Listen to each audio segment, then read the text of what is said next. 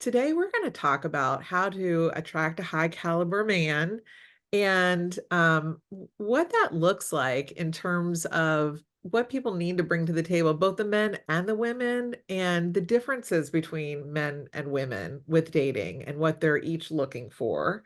And then we're also going to be talking about how to get date ready and even how to clean up your social media game so that you definitely look like you are mature and ready for a real relationship. Let's get into it. Welcome to the Love on the Go podcast, brought to you by Carolina's Matchmaker. I'm Laurie Burzak, and for over 17 years, I've been helping singles find the relationship of their dreams all over the Carolinas. Along the journey, I've met so many amazing professionals and experts from various fields, and I'm excited to introduce them to you. What's my goal? I want to help you look at love and relationships in a new way and to grow in your understanding of how love works. Let's learn together how people have overcome personal obstacles and have found love, first and foremost with themselves.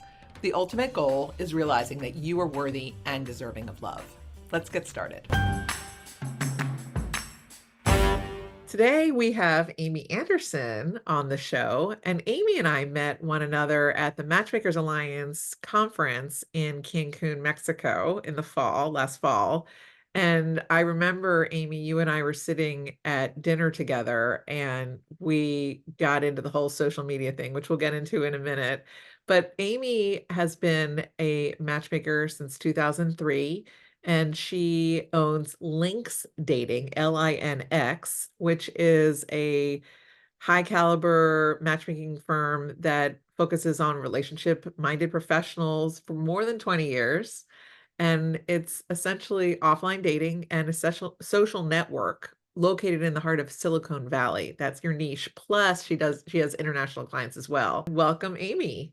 Thank you so much for having me be here. I'm delighted to get down to this fantastic conversation with you and chat about all things love and relationships. For sure. So you are in the Silicon Valley. So are you attracting a lot of men that are the techie kinds of guys? Absolutely. So Linx is based in the heart of Silicon Valley, right near Google and Stanford University and Meta. So definitely representing a lot of these high caliber, brainy guys Yeah. looking for love and sometimes clueless about how to find the right woman. And these guys are incredibly cerebral. They've Yes. been really successful in their life. Mhm. And basically everything in their life is pretty much perfect. There's one missing puzzle piece, and it's the woman. And so that's where my business fits into the picture, helping identify the right candidate for marriage for them. Very diverse in general in terms of clientele, all ages ranging from 20s to 70s. So kind of spanning all generations, representing both men, representing both women, and typically individuals who've been very focused, almost like a laser beam when it comes to their career and academic kind of accolades. And then they wake up at some point and realize, oh my gosh, like I have everything lined up, but like, how do I even like navigate this, trying to find the right match? Or I'm seeing a really big trend right now with people coming out of very long-term marriages. And Yes. now just starting to navigate dating, going through separation into divorce, and how to even think about that. So it's very diverse with that respect. Interesting. So what do you recommend to women about Mhm. how to attract a high caliber man? Absolutely. Well, first and foremost, I, there's many things, right? But I would say definitely make sure that you have your own thing going on. A high caliber man is typically a busy individual, right? Yeah. He has a full, interesting life.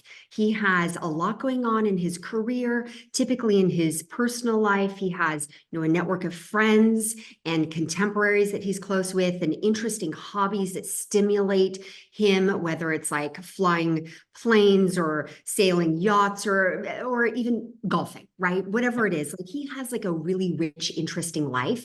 So a woman who's looking to attract a really high caliber, intelligent guy needs to bring something to the table by having her own set of things, typically hobbies or interests that stimulate her to make her, frankly, an interesting person. Yep. Because interesting people like to be around other interesting, like-minded people, and to be part of kind of that community and really be able to kind of integrate lives and kind of level up in that regard. So I would say that would be the first thing is make sure you have a really robust, interesting life. And and if you don't have some hobbies right now, then pick something up, right? Like dive into something and like learn, because that's even very attractive to a high caliber guy. Yeah, agree. And what I've noticed sometimes though is with my high caliber guys is they're looking for someone that is interesting, obviously, that they can come home and they can have a big conversation with. And especially with a second marriage, they are looking for a woman who has a career, who, Yes. yeah, who has their own thing going, that they're not just kind of twiddling their thumbs when, waiting on their husband to come home to entertain them and to do that. And it's the sad part for me when I see a woman who dedicated her life to her husband to raise Mhm. the children and let go of their careers. Yeah. And the husband gets bored, has an affair, goes off, and Yeah. then she's stuck with, having 10 or 15 years that have gone by, without focusing on something outside of the home, Right. and, doesn't get enough alimony, doesn't have enough child support, and is really, really stuck between, it's a really hard place Yeah. to be in. And, I encourage people to hold on to their careers. I Yes. really do. I don't think Absolutely. it's wise to give it up, for anyone, for a relationship. I think it's a beautiful thing to be a stay-at-home mom, but at the same time, see if you can hold on to something so that Yes. you can get back into the workforce, if only for yourself. That's Absolutely. yeah. Yes, 100%. Mhm. 100%. I've seen a lot of different scenarios, exactly to your point, which really does break my heart, of women coming into my office and sharing that they met the love of their life. Typically, I've seen many times where they meet in grad school, like in their section doing their MBA at Harvard or Stanford, and they're young and they have their life ahead of them, and they have what seems like a great marriage. And for a while, I'm sure it was, right? But then sometimes these women, to your point, give up career to focus on raising the kids. And again, nothing wrong with that, right? Completely like a beautiful, arguably one of the most important jobs, right, out there.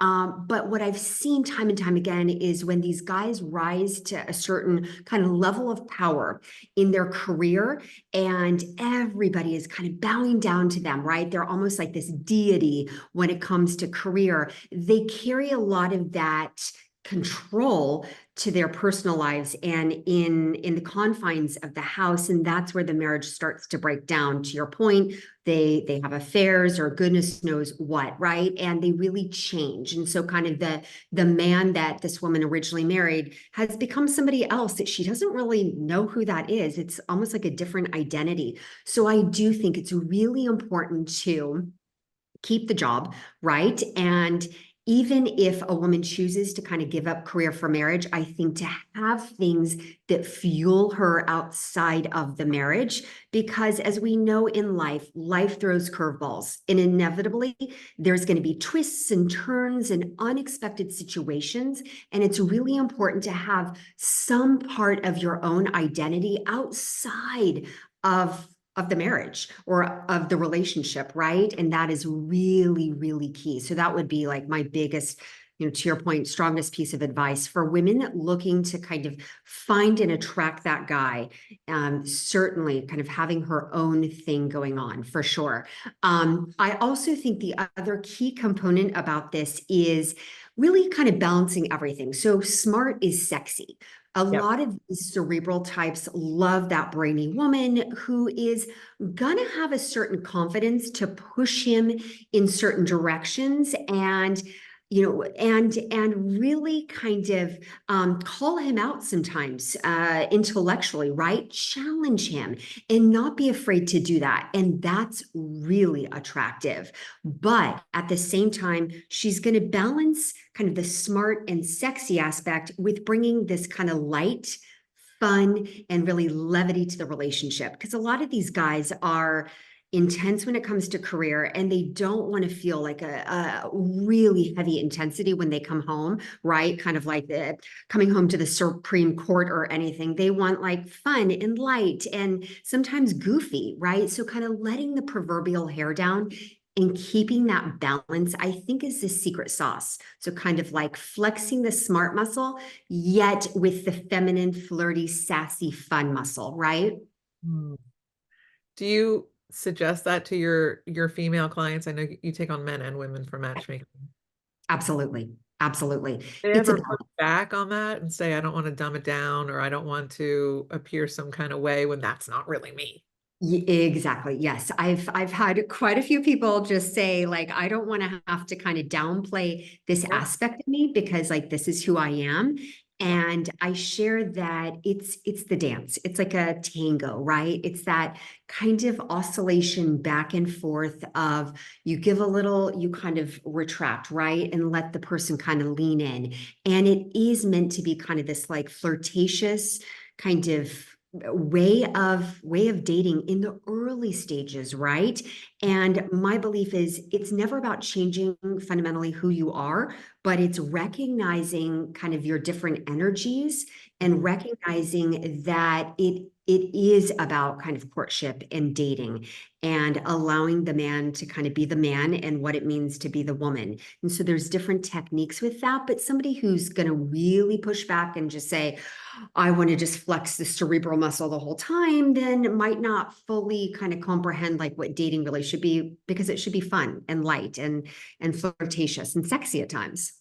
Absolutely. Well, I know that, a lot of alpha females say that they want to be with an alpha male, Right.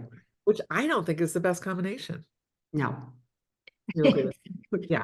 Tell me I more. think case by case. I think, I mean, I have one of my couples that's about to get married, and they're both very headstrong, Yeah. very alpha. Yeah. And they've actually joked, they're like, oh my gosh, we are literally clones of each other. And it's humorous for them, but they're like actually kind of like spooked by it because they're so similar. Wow. And for them, it works, Mm. right? Because I think he's really turned on by her strength and feminine ways and mind, which is like an aphrodisiac for him. And she's attracted to his ambitions and it just works for them. But I think for other couples, it's not necessarily the best combination, right? There has to be a bit more of a balance there. So I kind of treat all of my matches on a case by case Yeah. basis in terms of like really when I'm thinking about what's going to make a long-term match flow and really work and kind of the secret sauce. Sometimes it's definitely not two alphas. Yeah, I don't think it's a great idea. I mean, and the problem is when I do make that suggestion to my alpha women, go for a beta. They get Mhm. confused, and I say, what I'm really saying is find somebody who's secure in who Yes, he is. And obviously, right now we're talking about heterosexual relationships. right. Um, and and like it's okay to kind of be different in your energy systems. It doesn't mean that the guy is going to be a doormat. That's Right. not what I'm talking about. But there has to be this symbiotic relationship, an Yeah. alpha beta. It doesn't matter who's the female, who's the male. Like it doesn't that energy, it doesn't matter. But it just needs to work. And so, I've made plenty of matches, and plenty of my women with my online dating management program have met that are sort of my CEO types, have met Oh, guys who are blue collar, guys who are, not at the same level yeah. in terms of work, but Right. there's stuff that they do that is attractive to the woman that's different. They need to find something that's different from them. So it could be they know how to work with their hands, they know how to Mhm. build a house, they know how to protect them, they know how to shoot a gun, they know Absolutely. they're muscled, and they've got a strength, an inner strength and an outer strength. It just there has to be something that man brings to the table that Yes. is something that the woman does not have, and that is what can make it attractive. Exactly. Absolutely. At the end of the day, I find that men need to feel useful, Mm. right? They need to feel worthy in the presence of a woman and that he's helping in some way. Like you said, if he's like building or great with his hands or whatever it is, like capable and worthy. Otherwise, he's going to feel insecure or like the doormat, right? And no guy wants to feel like that, right? And I Totally. think the root of everything is as long as that works for the CEO woman and the blue collar guy, which I think can definitely work, they need to respect each other, right? And if she respects what he brings to the equation, right? And what he does and all the wonderful things that he kind of contributes, and he respects what she does Yeah. career wise, then I think it could be a winning combination, right? The key is just to find out what are they okay with. Exactly. Yeah. And Exactly. it's interesting to me because, a lot of times the women will say to me, I really want an ambitious man. I want a guy who, it can bring home money that is stable, that kind of thing. But it is not often that I will hear from a guy the same. Right. Don't No, hear it. right. Guys are completely different in terms of their set of priorities and what they need and find attractive, Yeah. right? It's just, I think, a primal thing how women are thinking, logically in terms of like just that protection, that safety, that financial security, Right. right? Very, very different than the way that men are wired. I have very few guys that are saying, I need her to have a net worth that is the same as mine, right? Right. That said, I do a lot of thinking about this subject, and a lot of guys will tell me that having, a woman having some sort of, financial security is attractive. And that Mhm. doesn't mean having a massive bank account or, really complex investments or real estate holdings or anything like that. But I think it is having a sense of her own kind of relationship with money and that her financial wheelhouse is I'd say at least kind of aligned with kind of his kind of values around finances. And that's a really complex subject that is not necessarily discovered till often much later on in the relationship. Of course, I'm a big proponent for couples to kind of put these topics on the table relatively early on and don't shove them under the rug because the financial kind of financial angle is definitely a really big one, I think, to kind of start to unpack. But I think for guys, like a woman who has that wheelhouse in order is very attractive. And ideally, not being in debt, right? Not being in the red. Yeah. That's kind of the appeal for them. So this is a great conversation. What do you tell your clients? How do you open up that conversation about finances early on? Well, I always encourage my couples, like if any of my matches are kind of progressing, that things are starting to heat up physically, emotionally, now they're entering into exclusive territory very early on. Like we're talking 1 to 2 months into that relationship to put all those kind of heavy topics on the table and don't be scared. Don't let fear hold you back, right? Whatever it is, it could be about one's previous sexual partners. It could be about the divorce that they're going through, or it could be about, finances, religion, goals for having kids or not having kids, right? Whatever it is, kind of addressing the kind of proverbial elephant in the room, I think is really, really critical. There's different tips I give them about kind of how to kind of vocalize and verbalize it, right? So it's not like threatening or deemed intimidating. And it should be more like a conversation. And it might be a really almost kind of like you feel like you're in molasses, kind of like, oh, it's sticky, it's uncomfortable, but like it feels so good to just put it on the table and begin kind of unpacking that. And you don't have to have all the answers right away, but you're starting the conversation. And it's also a really powerful way to see how you're working through, one could argue, conflict or differences of opinions Yep. with your potential long-term partner and see how you handle that, right? So this is a really big first step that I would encourage everybody to do. Yeah, I think that's great. And I also highly recommend prenuptial agreements. Yes. Absolutely, which can be very complicated. And I think that it is, again, kind of putting that out there, right? About if the male requires that, or maybe the female requires that, being smart about like when to bring that up and bring that up in a non-threatening way, because even like that word gives people, oh my gosh, you're assuming the worst. You're Right. assuming we're totally in love, and you're assuming this negative, outcome that we're going to get divorced, and that can be really a scary thing. So it is the way that it's handled, kind of with kid gloves. Like, for instance, I have one of my married couples, and my former male client did not handle it in the best way about the prenup. She knew it was coming, but didn't know when or what it would look like or the details or anything like that, until one day in her inbox, she got an email from his two attorneys representing him Oh, with the prenup locked and loaded. And it's like, okay, dear so-and-so, read this and please sign. And she's like, what? And like very upset by it, because it was like this grenade that was thrown at her. And she's like, oh my gosh, like that was really insensitive. And yeah. I totally get it. It was hurtful. She was really hurt by that. Yeah, that's hard to recover from. So did they Yeah, end up figuring it out or they did it did. break it off? Okay.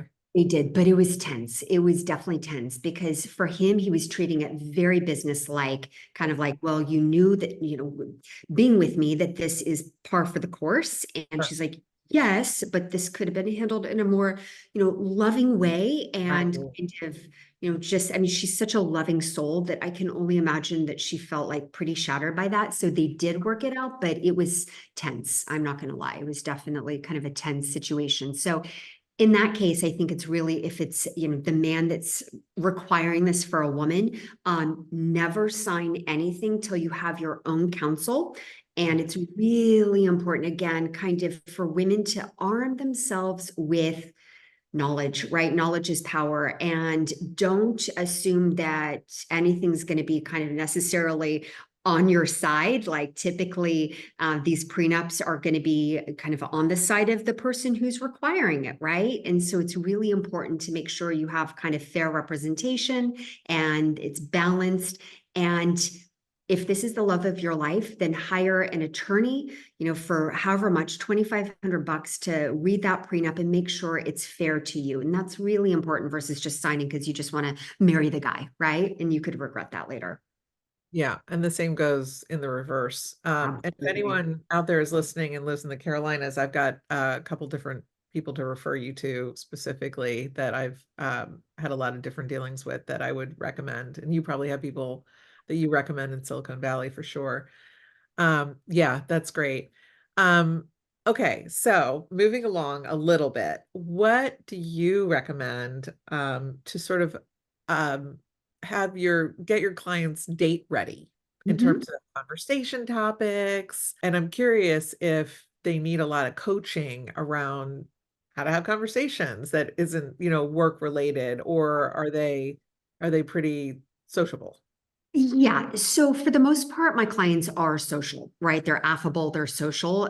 That said, they're not always like well versed when it comes to dating, and especially re-entering the dating scene, let's say after like a long marriage, and they're like, wow, like what's happening, stumbling around. So there's a lot of areas that I help my clients with, just simple kind of preparation topics. I'd say the first and foremost is make sure you're balanced. And this could be for, catering to a male client or a female client, anybody listening, right? You really want to bring kind of harmony and balance in your life. And that starts with kind of a healthy mind and body, right? So making sure you're in a calm place as you think about putting yourself out there in the dating world, right? So, you need to think about things in your life that bring you joy, right? Whatever those are. Maybe it's a painting class. Maybe it's the yoga class that you've been wanting to do and haven't done in so long because you've been too focused on kind of career. So kind of bringing those things that bring you joy into your life, I would say would be the very first step when you think about kind of preparing for dating, because when you feel that joy, you're going to be a happy person, and people like to be around other happy people, as simple as that is.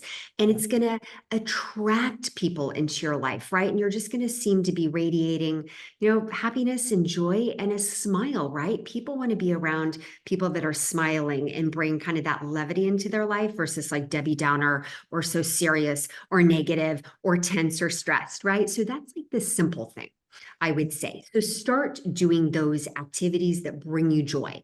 And then kind of day of kind of date preparation, I would definitely say get a good little sweat in. Even if you're not like a huge fitness person, do a little fast walk or something to just kind of get you in kind of game mode. It's like preparing for like, a football game if you're an athlete, right? You got to kind of get mentally in the game, right? And definitely do not go immediately from work into date.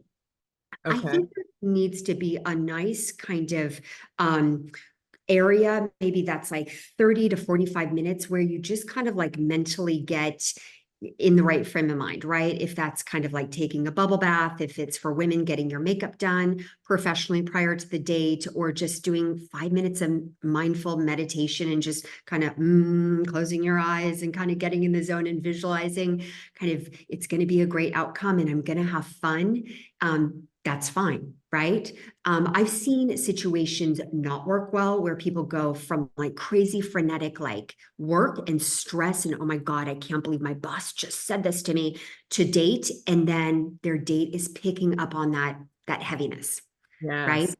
Mm. That just like that, I even feel that kind of talking like this, it's like, whoa, right? So it's really important to kind of create that nice kind of space to then walk into the date with just kind of that date confidence. Always say kind of be looking and feeling the part. So now that you're feeling the part, look the part. So put some clothes together in your wardrobe that are only clothes that you would wear for dates, right? So I'm not saying to spend $5,000 on an extravagant wardrobe, but maybe find that dress in your closet that you've never worn that still has the tags on, or that you wore years ago and want to put on again. And when you put it on, you feel beautiful, right? That's what we want. Or for guys, just be presentable, please. Women Yeah. always look at shoes, so make sure your shoes are polished and not wearing cruddy sneakers, please. No sandals. Exactly, We're no going to be, sandals. yes. Yeah. I think a lot of times guys get a pass, Mhm. strangely. Yes. Um, because women can sort of see past that and look at their potential. Yeah, I always hear women say, "Ah, I can always redress him," but what's most important is his moral and ethical value system, and I can appreciate that. But when men absolutely. hire me, I often send them with my stylist to go shopping because they need to step up. Yes, Iron exactly. your shirt, get your, groom your beard. Yes. Yes, you're speaking my language. I All love the it. things, do all the things. I think the men just either aren't taught properly or they just ignore it or they don't think it's important. Yeah, But women put a lot of time and effort into their appearance and getting absolutely. a date. And that's also why the men for sure need to be paying for these dates. Absolutely. Yes, 100%. I think the other important thing in our era of modern dating to think about for preparation for putting yourself out in the date world is definitely, if you're on social media, cleaning your presence up. This is a big one, right? Where a lot of people don't think that their respective date is going to be snooping around on the internet and looking at their Instagram. And it's really important to make sure, if you do have that social media presence, to make sure that it is presentable to the external world. If you have a public profile, if you have a private one, that's fine. But I would even caution that it's still smart to make sure that it's presentable, right? And you are perceived in the way that you would want to be perceived by a potential suitor, right? And kind of removing anything that just doesn't make you look great, right? That drunken evening of, too many cocktails and or anything like that. Just take it off your feed because it's just not sexy. So smart. I agree. And I've had those conversations multiple times. It's hard because, when you're in your 20s and you're Mhm. having fun, you're posting a lot and Totally. you're looking sexy and all the things. And then you get into your 30s and you've upped your game in terms of your career, in terms of your wardrobe, in terms of the people that you're hanging out with, and all the things you're doing with your free time. So there is definitely a disconnect Mhm. between people's 20s and 30s. You know what? Just because you're cleaning up, just it doesn't mean that you don't have, you can hide them from your feed. You can take snapshots of it and put it in a special folder in your photos, but it doesn't have to be hanging out there anymore. Plus, if you're looking for a job, you definitely don't want to be putting those images out there. Exactly. And so, to your point, I think that's so smart to really think about this almost like, treat dating like you would doing a job interview, right? If you want to land that amazing job and you've been studying about the company and you're going to be super presentable with how you appear for the interview, whether in person or on Zoom, have that same mentality for dating, right? So many of these companies or schools, certainly when there's kids applying for college, like they really need to make sure that their social media is cleaned up because everybody's looking. So Right. all eyes are on you. Yeah. So you got to kind of have that mindset for sure, which is just, it's the era we live in. Yeah, for sure. Yeah. This is so interesting. I love this. Now, tell me one thing. Before we got on here, you said that you just took on a client in Singapore. Yes. Tell me, how do you do that? How do you source matches for your client in Singapore?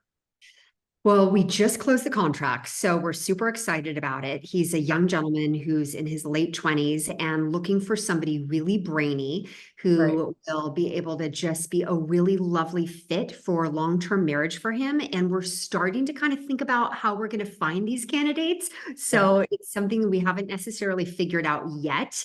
Okay. But one approach that we're going to do is contacting different universities in the United States and abroad. And a lot of them have amazing Singaporean or Malaysian clubs, kind of social clubs for Okay. their students and grad students. So we're going to reach out to those different clubs and basically introduce the respective kind of captain of the social club with this unique opportunity as we're kind of, professional romantic headhunters for this young man in Singapore and seeing if they can introduce us to any of their members, right, as kind of one avenue. We'll also do a big push on our social media, and we're starting to kind of think about what that's going to look like as a way to kind of put it out there in the ether and see if anybody kind of bites at this unique opportunity. But we're really excited at Linx. A lot of our clients are in Silicon Valley, but we do represent people outside of Silicon Valley, such as Puerto Rico or Texas, and Singapore is a first for us. So we're really excited and we're going to go visit the new client. So we're going to go meet him and spend time with his family and really immerse ourselves in his culture to understand who he is and how we can best represent him in this really important search. So fingers crossed. Okay. Well, best of luck, and I'm sure you'll post it on the Matchmakers Alliance Yes, secret book group page that we're both affiliated with. So absolutely. forward to seeing, learning more about your client. Well, it has been a pleasure having you on the show, and I can't wait to see you again. Hopefully, Absolutely. are you going to be back? Yes, All of right. course. Well, hang. Absolutely. Of course. The whole team's going to be there. So we're so excited to be at the new resort in Yeah, Cancun, networking with all the amazing matchmakers. So we're yeah, delighted. for sure. How can people find you on different socials? Absolutely. Well, our website is linxdating.com, Linx dating.com. So it's a content rich website. And we also post different VIP searches. So we're going to be updating some of those. People can go there and even apply to meet some of our clients. So that's really fun. On social, we're on Instagram and it's ms.linxdating. So ms.linxdating. And that's the same for Threads and whatever else we're on. TikTok, I think too. I have not looked at our TikTok in ages, so kind of bad with that. TikTok, TikTok, I think you're at Links Dating. I don't think Yes, there's this before it. Okay, good. So Ms. Links Dating for Instagram and Threads, and TikTok at Links Dating. And this will all be in the show notes. Amy, thank you so much. It was a pleasure.